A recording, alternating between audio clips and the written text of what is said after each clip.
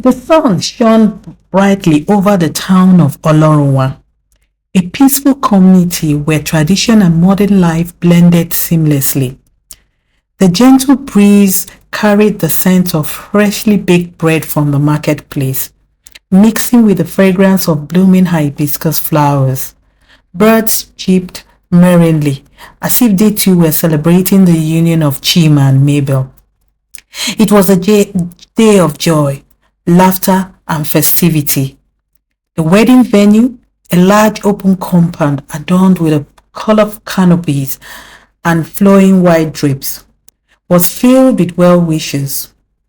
Women in elegant lace wrappers and headscarves of every hue bustled about, carrying trays of steaming jollof rice, peppered chicken, and fried plantains.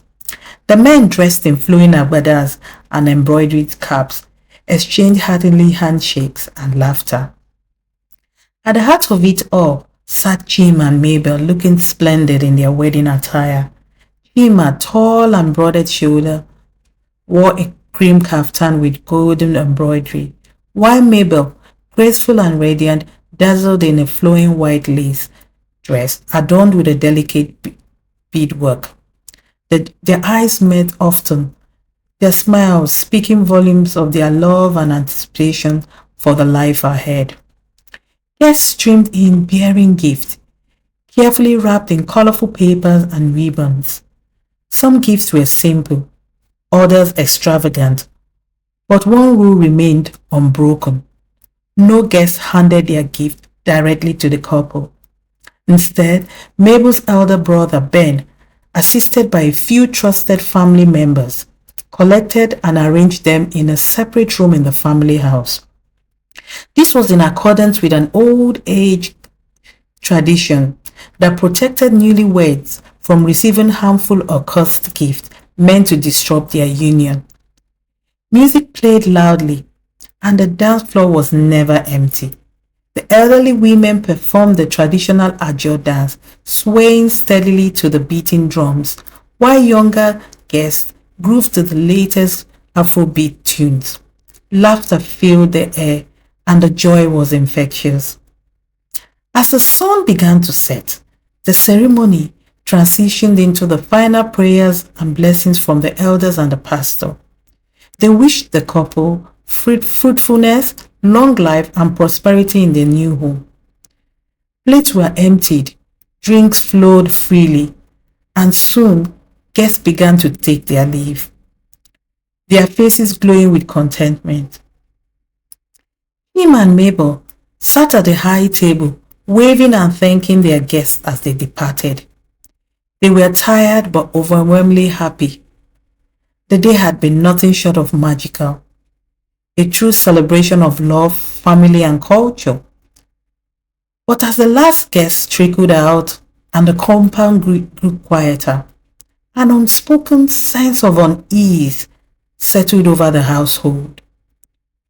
None of them knew that among the beautifully wrapped gifts lay something sinister, something that could shake the foundation of their joyous union before it had even begun.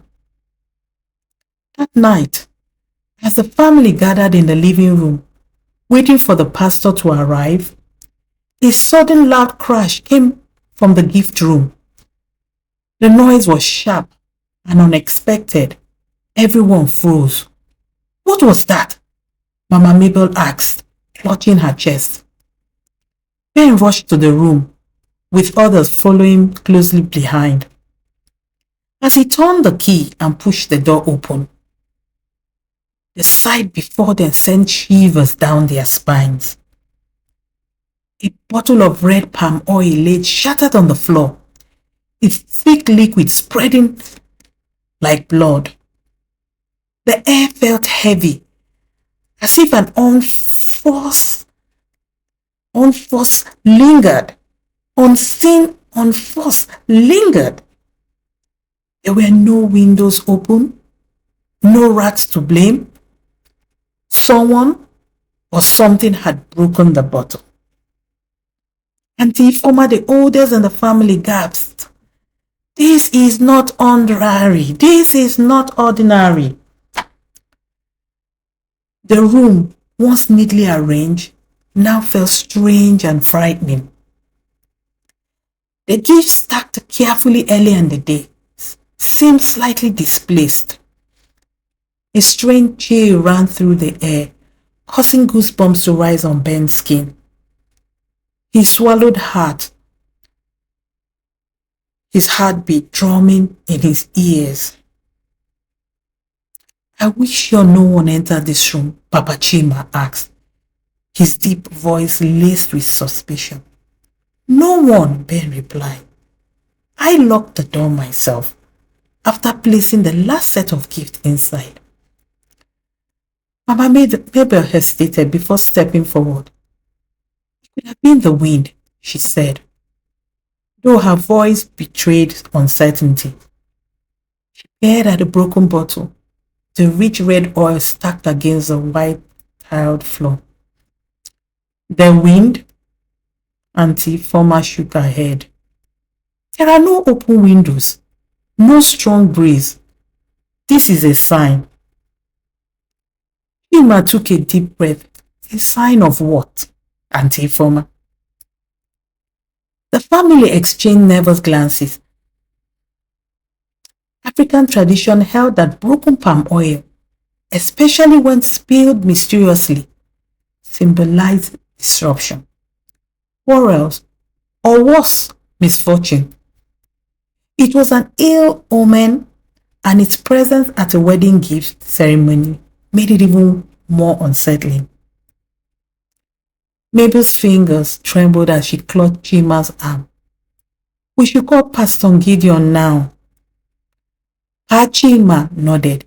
"Yes, we cannot touch anything until prayers are made."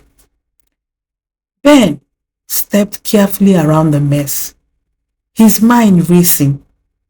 Who could have brought such gift and why? The weight of the mystery pressed heavily on all of them.